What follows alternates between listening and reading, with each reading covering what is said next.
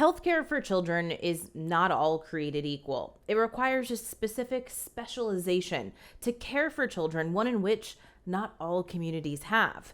But Dr. Alana Arnold is doing her best to change that, especially here in the South Florida community. This conversation is all about health equity and also health education, especially in high-risk communities for children.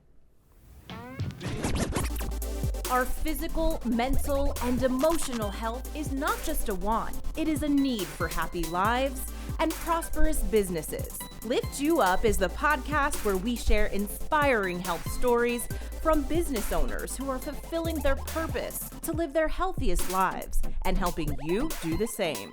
From former TV reporter to marketing entrepreneur and content creator, I care about sharing stories that matter and stories that connect us. I'm your host, Tamika Bickham, your health and wellness matchmaker. Today, I am so excited to meet virtually and welcome to the show Dr. Alana Arnold from Premier Pediatric Solutions. Thank you so much for having me, Tamika. I really appreciate it. It's my pleasure and honor. So I am currently based in Miami. I'm originally from Philadelphia. I've been in Miami for just about 2.5 years so far. So still learning the area, but enjoying the weather for sure and having a good time. Before we dive into more of your work in the community and what you're doing with your business and some of the areas that you want to bring more awareness to, tell me a little bit about your story and how you got into this line of work. Is it something you always knew you wanted to do? I wanted to find a career where I could use my mind, meet all types of people, and also do something that was, in my eyes, like productive and helpful just to society in general. So I thought being a doctor would be a good route because universal in terms of healthcare, and everyone wants to be in good health and good standing in that regard. So I figured it would be great to go that route. So I went about my business, was pre-med in college and went actually kind of straight through from college into medical school and then my pediatrics training. When I was in medical school, I figured out very quickly I did not want to be in a specialty where I was on call. I like my life too much for that. I liked, travel and being social. And so ER kind of fit into that area. And when I was deciding between doing adult ER or pediatric ER, I knew very quickly that, kids are just really fun. They're very resilient. They tell it to you straight. They don't hold back, Kids are very direct and fun loving. And so I always enjoyed working with kids. And in my eyes, especially when you give them proper care, you can feel good about knowing that you're helping them towards living the rest of their life fully. And so it was very rewarding in that respect. So I knew very early on that I wanted to do pediatric emergency medicine, and then, went about my training to go through those steps. But you were saying you didn't want a role where you would be on call. Isn't emergency medicine around the clock kind of thing? Yeah, but we do shift work. So you're correct. So from your standpoint as a patient, you go to the ER is always open. There's always going to be someone there. But from our side, the clinician side, we do shift work. So every hospital system is different. Some do 8-hour shifts, some do 10, some do 12s. And so we, have our certain days that we're working, and it's pretty amenable to having flexibility in your schedule because once you punch in, you do your shift, and then you clock out and you're done. There's no, ideally, right, there's no patient care follow-up or having to call back patients and things like that. That's fascinating. So you went into pediatric ER Yes. medicine or emergency medicine. And I'm guessing, was that in Philadelphia where you were previous to South Florida? For medical school, I actually went up to Boston to Tufts University School of Medicine. So I was there for medical school, and I actually did a joint program. They have a program where you can get your MBA in healthcare management as well. And so even when I was in medical school, I knew that I liked a few things in terms of just the business side of medicine. I always enjoyed trying to look at protocols and processes to make them more efficient while maintaining patient care. So that was kind of a knack that I was already interested in. So I decided to do that joint program to obtain the MBA as well. And then when I was in medical school and decided to do pediatrics training, I thought, I've been on the East Coast my whole life. One of my brothers lives out in California, outside of LA. And I figured, let me just take a peek at what, Cali has to offer. So I did some interviews and I decided to go to Children's Hospital Oakland. And so I flew, moved cross country. And that was a fantastic decision. There, it really kind of honed my interest in the pediatric ER because we would see a whole variety of cases in terms of even traumas and things like that, but also very interesting medical cases. So people with congenital disabilities or medical issues that they were born with. And we had all the specialty care on site so we could take care of both in terms of both the traumas and the medical stuff. And then also just your run-of-the-mill regular pediatric things that would bring you to the ER, like, kids jumping on trampolines and breaking an arm, for example. So that training was very, very robust, and I got to see a whole range of medical pathology. So I felt very well prepared to go into pediatric emergency medicine after my training in Oakland. And I went down to Houston to do my fellowship, as they call it, the subspecialty training for pediatric emergency medicine. Never in a million years I thought would I live in Houston. I had never lived in the South. I really didn't know anybody there. But when I went to interview, one of my mentors in residency said, you should really check it out. Texas Children's is a fantastic facility. It's a level 1 trauma center. They are the largest freestanding children's hospital, not only in the country, but in the world. We had a very busy ER, very, very busy. But again, I was learning a lot, practicing my skill set and growing my skill set. And so after my time in Houston, I figured I would want to try to get back to the East Coast. And so my first job out of training was actually back in Delaware, closer to Philly, at Nemours. And so I was there for about a year and a half, had a good time. And then this opportunity in Miami came up. And that's when I moved in February 2020 down to Miami. So I've been making my tour of the country, essentially. Oh, and I guess depending on how you look at it, you may have moved at just the right time before COVID and all of that hit. And right. Well, and I got down, I believe it was the first week of February, and, did my orientation at the hospital and, had about 2-3 weeks of normalcy, and then everything changed. But as you mentioned, it was good in terms of allowing me to really get a sense of the state of pediatric ER care in the community. This was the first time I was working in a community hospital, because prior to that, all of my training had been in very academic settings. And so you have specialists on site, you have a children's hospital. And so coming to Miami was the first time that I was actually in the community. It's not a children's hospital, so you have different challenges, right? These are people who aren't trained specifically in pediatrics. And so that's what really opened my eyes to, there's a big gap in terms of the care that a lot of kids are receiving when they go to their neighborhood facilities. When you don't have pediatric specialists on site, there's going to be issues with care in terms of recognizing certain diagnoses, working up certain diagnoses, having proper equipment, for example. Children come in all different shapes and sizes, so having properly sized equipment for them is really important. So things like that in terms of oversight and having proper instruments and tools to help you give the best care, that really was highlighted for me when I came down to Miami, because it was the first time where I really saw that there's a big gap in this area. And a lot of people, unless you're right in the mix of being in the ER, most people don't know that. They think that if you go to your run-of-the-mill ER, that you're going to be seen by a specialist who cares for kids, but that's just not the case. You're typically seen by an ER doctor who has some pediatric training, but it does not have focused pediatric training like I would in terms of my fellowship that's 3 years long. Pediatric residency is 3 years, and an ER residency is 3 years.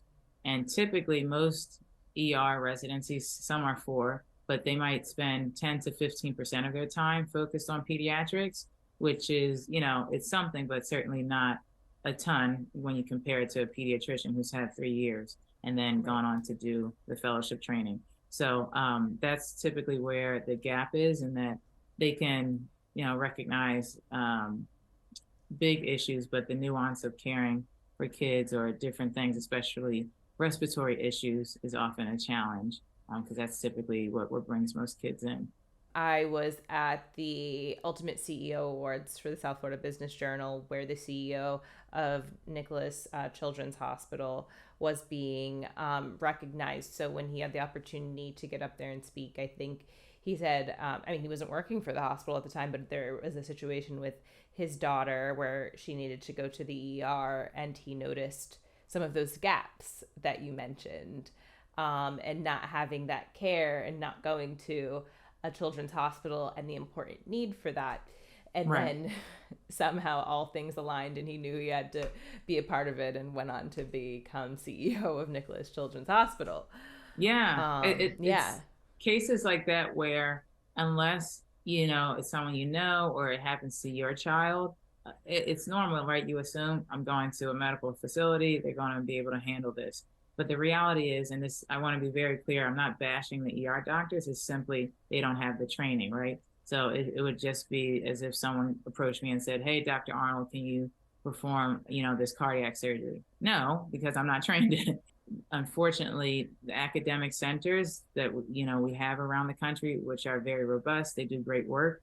There isn't an easy way for that information to be translated to all of these community sites.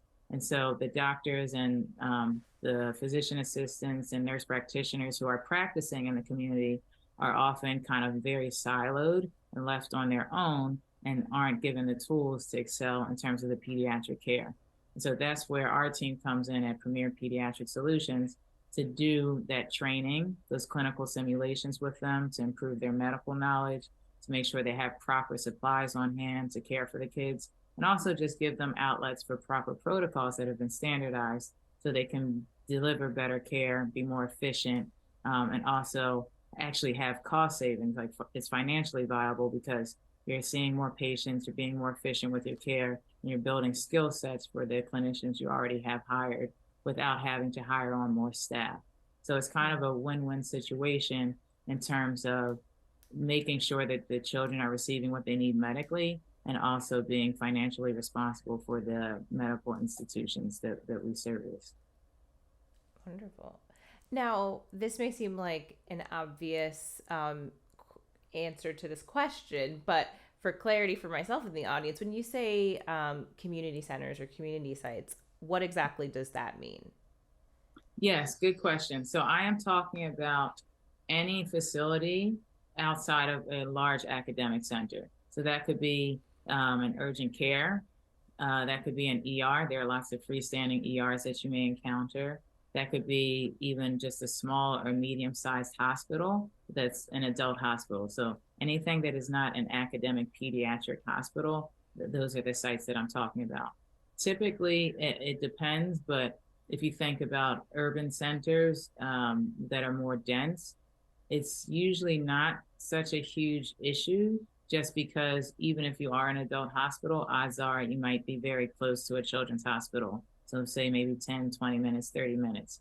If you run into a case that you're not comfortable with, then you can transfer that kid to that children's hospital. But when you're talking about urgent cares that have typically very limited medical capacity, so they might just have one practitioner who's working, and also, they don't have proper equipment on hand, that's where they typically can run into issues. And then in suburban and more rural areas that have these urgent cares, ERs, small and medium hospitals, those typically can get into a lot of trouble, because the most critical thing you learn in the ER is knowing who's sick and not sick. So if you are not as well trained or comfortable with kids, you might have a child who's actually very sick that you don't recognize sitting in your facility and that's going to be to their detriment in terms of their medical care. So you've really been in those urban centers that you're Yeah. talking about with a seemingly, or what I would assume is a lot of resources. So Mhm. coming down to Miami, I'm interested because I know you've identified some of those gaps and just understanding what you see might be different here Mhm. and what some of those needs are. Yes. So definitely the vibe in Miami is different, as I'm sure you can attest to. um, so I would just say in Miami specifically, since there are so many competing private companies and smaller hospitals, you can have a whole lot of variation in terms of the care, even within, 20, 30 minutes or an hour of Mm-hmm. location. And I think that's a little bit unique for this area just because, it's a tourist destination. You have lots of people coming in and out. And sometimes it can be very challenging to kind of coordinate the care across multiple sites, especially since you have different companies that have competing interests in the Mm. greater South Florida region. So that can be very challenging for sure. Interesting. Yeah. And, it's something I've never thought about until I actually had to go to the ER when I fell off my roof and broke my wrist. So, Oh, no. and ended up needing to get surgery. But Yeah. after that experience, I was, now I've done a full kind of inventory of like, take me to that hospital, do not take me to that Yeah, hospital. and that's often the case because it's like, thankfully, if you're healthy, right, you don't have to interface with the healthcare system often. But once that happens, people are very in tune with, okay, what was the bedside manner of the clinician? Did they communicate well? I always tell my friends and family, you have to be an advocate for yourself, and it's something that some people Absolutely. are better at than others. But I always just say, ask questions, make sure you understand what's going on with your care, the plan of care, what are the risks and benefits of a certain procedure or medications, all of those things, and really hold the healthcare professionals accountable so that it's a dialogue. It should be a relationship that you build. I certainly understand working in the ER. It's very busy, it's very stressful. A lot of the facilities are still very understaffed and we're stretched super thin. But Mm-hmm. making sure that you can still communicate well with the patient is very, very important. And as you mentioned, until something happens to you or someone it's hard for people to kind of appreciate that. And that's Mm. why, to me, this topic of pediatric care is so, so important because I don't want it to be a reactionary thing like, oh, something Mm. terrible happened at this urgent care. We need to do something. I just would like us to kind of bridge that medical gap. And that's what our group does to make sure that the care is elevated, that we standardize the care, have access to proper protocols so that every kid that comes in is getting what they need. And it shouldn't be an afterthought and shouldn't be reactionary when something bad happens. Yeah, I love that message of it not being reactionary because it's often until something happens that you're like, hey, I need to do a little more homework or educate myself a little bit more on, the best types of care. I want to hear a little bit more from you when you mentioned how you're going in to standardize that level of care. Like, what does that look like? Absolutely. Where are you going in? Who are you working with? Yeah, so typically, when you think about it, we focus on a few areas. One is the actual medical content in terms of the clinical knowledge around very common cases that you're going to see. So we've developed a suite of 6 clinical simulations. One refers to asthma, for example, in terms of proper management, drownings, how to manage that, because Mm. obviously, especially in South Florida, there's tons of water around and bodies of water that kids can get into. The other is something very common like anaphylaxis, so severe, Mm-hmm. life threatening allergic reaction. So we've developed 6 different clinical scenarios that you're going to most likely encounter. And what we do is very pragmatic. First, we have to do a needs assessment, right? So every facility is different. Every facility has different capabilities and goals. And so when we're partnering with a client, first it's a discussion about what is the state of things currently, and then where do we need to improve on those deficits. We talk about the capabilities of the facility, doing a survey of where the clinicians feel their skill level is already with pediatrics, and making sure that we have a baseline so that we can kind of do very concrete, measurable increments in terms of assessing where we need to go. So once we have that needs assessment, that baseline, typically the biggest gap is, as I mentioned, the medical knowledge. And so depending on the size of the facility, the number of personnel they want to train, we have a simulation. And for our group, we've found that the ideal number of people participating at any one time is 5. 5 is a good number in terms of you still kind of get that more or less one-on-one teaching, but also it's a big enough group in terms of team dynamics, working on team dynamics to make sure that you're giving proper care. And it's not too big where someone might not be able or willing to speak up. So 5 is kind of the sweet spot that we found in terms of that team dynamic. What we do, so for example, again, I'll take asthma. We have a clinical case and we have the group work through very concrete steps as to what they're going to do for the management. So what questions do you need to be asking? What does the clinical exam look like for this patient? Making sure you have proper monitors, making sure you have proper medication dosing. All of that stuff we go through on the medical side. And then the other important component is communication. So as in medical terms, we'll say, okay, who is the team lead? Like who is going to be the manager essentially for this medical care team when we're taking care of this patient? So having clearly defined roles is critically important. And then closed loop communication. So if I'm the team lead, I'll say, Sally, can you give a normal saline bolus? I have to be clear about, especially in kids, what that dose is, right? Because everything is weight-based in children. And then Sally's going to repeat back that dose to me to confirm that she's understood it and that it's the proper dosing. We're giving real-time feedback and kind of debriefing to make sure that the team members are understanding the medical care and why it's important. And so after we've done that run through, it typically takes about an hour for the scenario. We do a large group debriefing to again go over. It could be something even technical to say, okay, well, we didn't have the proper airway equipment. For example, if it's a baby who's coming in with a respiratory issue, you need to have properly sized equipment, for example. So getting into the nitty gritty in terms of the supplies, where the supplies are, things like that, we'll do in our debrief. And that usually takes 20 to 30 minutes, depending on the nature of the group. And then we will reset and then run through the scenario again for a second time. This time, certainly it should be more seamless. They should be more comfortable with the medical knowledge, but also the communication tactics that we spoke about and equipment issues if there were any on the first pass. And so that's usually, it takes about 2 to 3 hours to run through one clinical simulation. And based on the needs of the client, we will then regroup to either move on to a next clinical simulation, typically about 1 week apart, but always circle back and say, simulation 1 was about asthma. Let's check in 2 weeks to check your medical knowledge for the clinical simulation for asthma.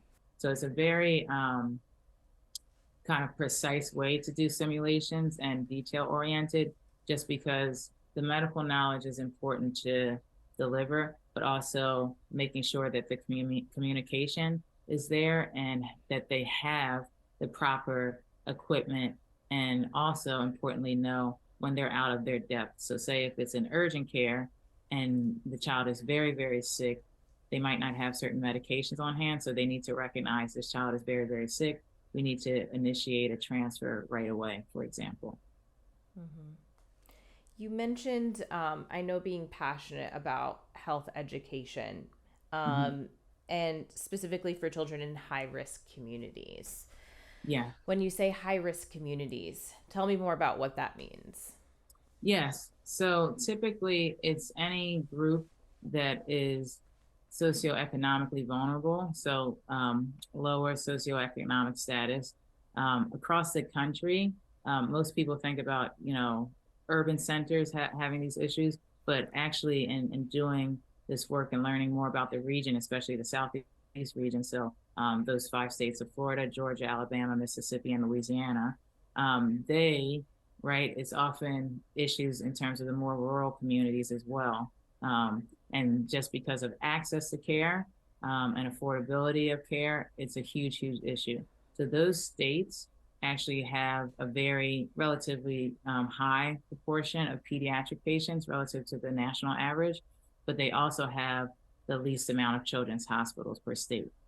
Trying to partner with different schools and school districts to implement some of these health education programs is really, really important to me, so that even starting at a young age, you're building the health literacy in these kids so that they can be knowledgeable about their bodies and kind of become advocates as they're going through adolescence and young adulthood, as we mentioned, right? So when you can speak about these things when you are seeking medical care and have some concept of what's going on the clinical side in hospitals, I try to do as much teaching as possible in the ER setting. Often, it's going to be the parents, depending on the age of the child, but making sure that they understand the medical issue that brings the child in. So asthma is super common. I keep going back to this, but you would be surprised at how many people don't understand the basics of asthma and when they need to seek medical care. And something like that is so ubiquitous, I want to make sure that that's addressed, because it's affecting, tens of millions of kids, and something in terms of with proper management, they can have a happy and full life.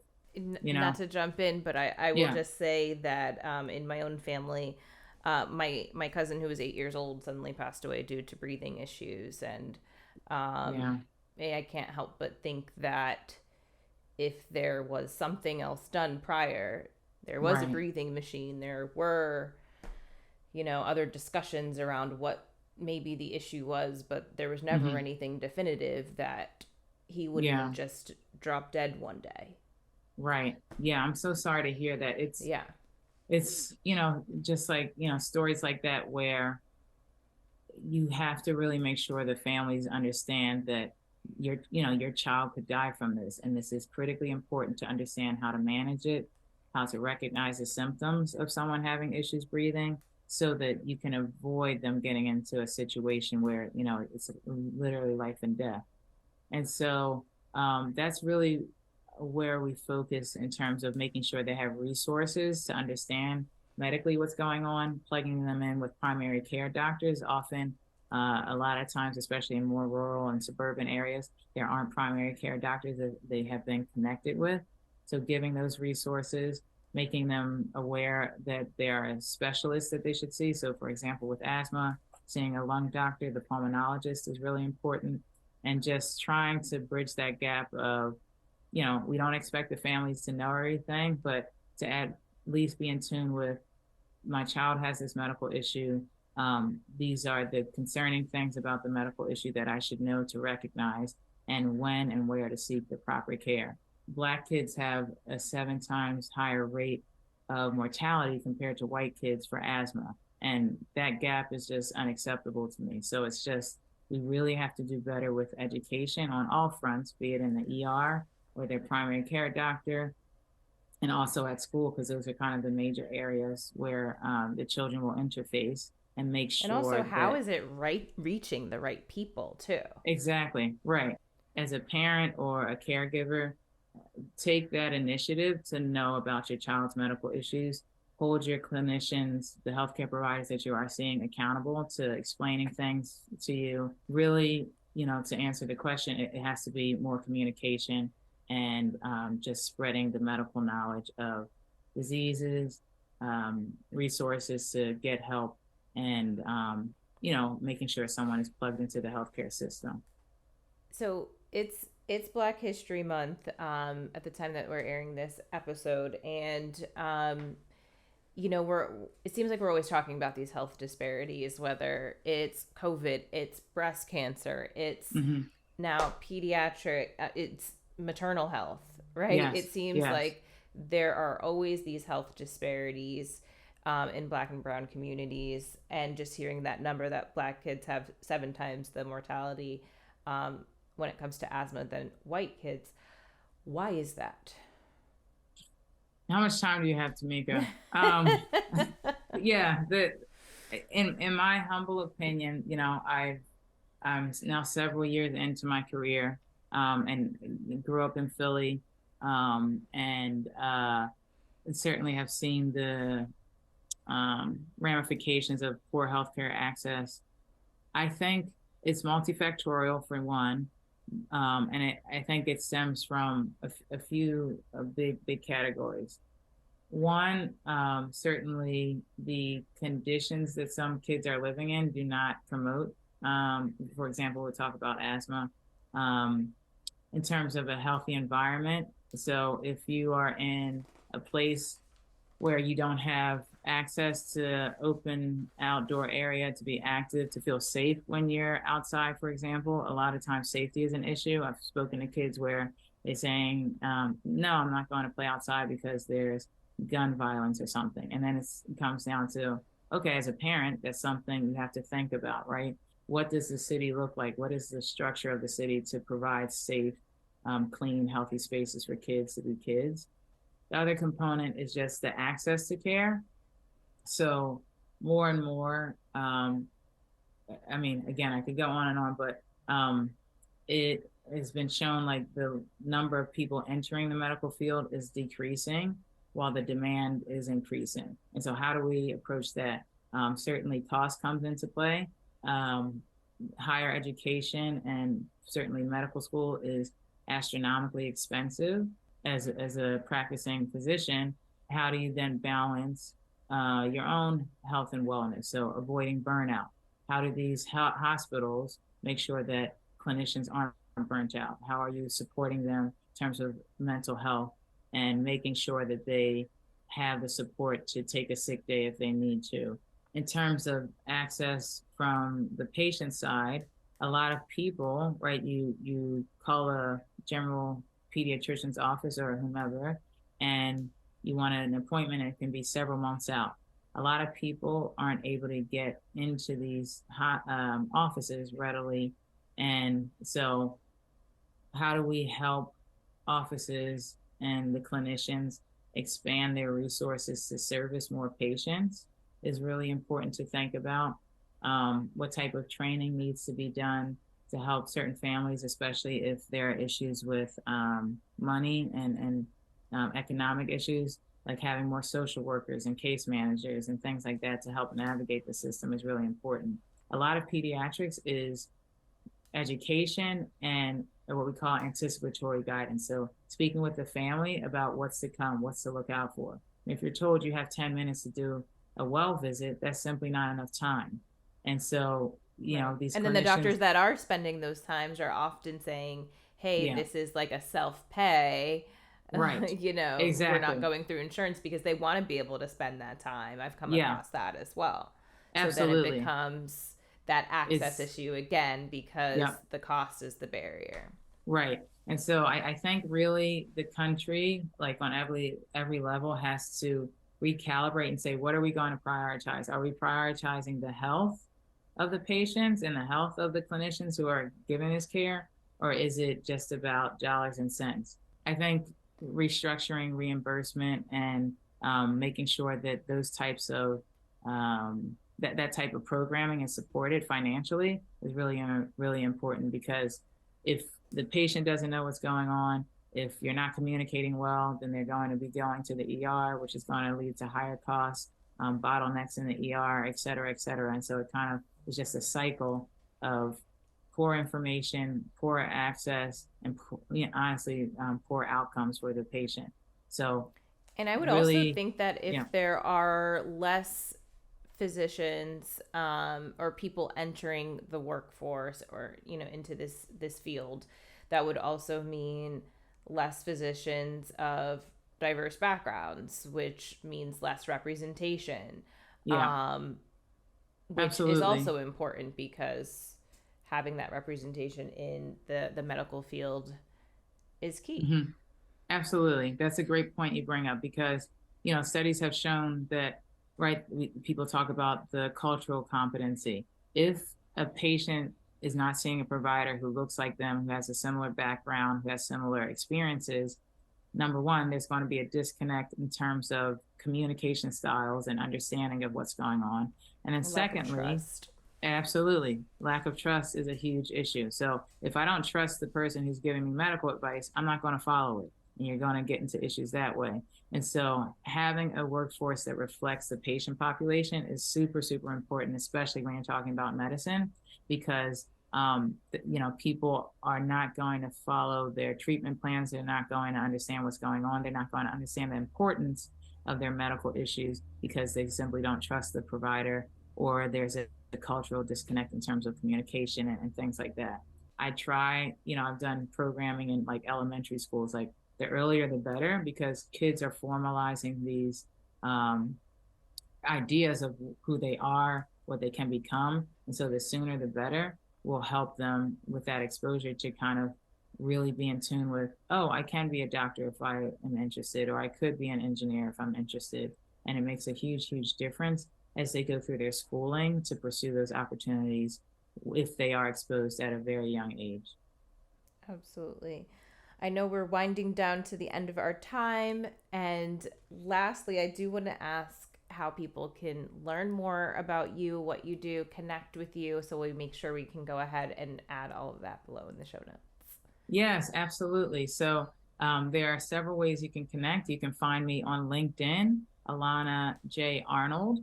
That page has all of my contact information. You can also find us on the web at Premier Pediatric Solutions.com.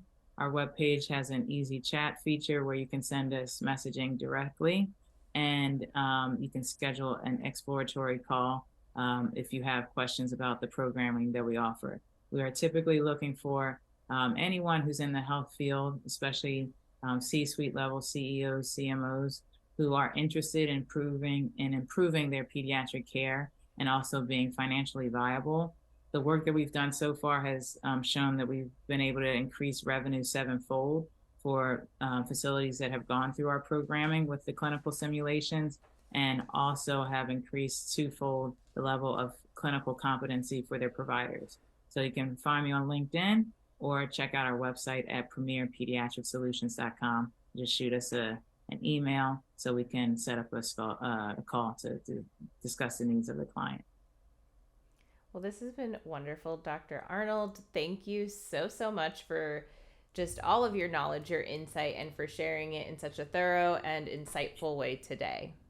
Thank you so much. It was my absolute pleasure. I'm very happy that I could join you today. It was wonderful.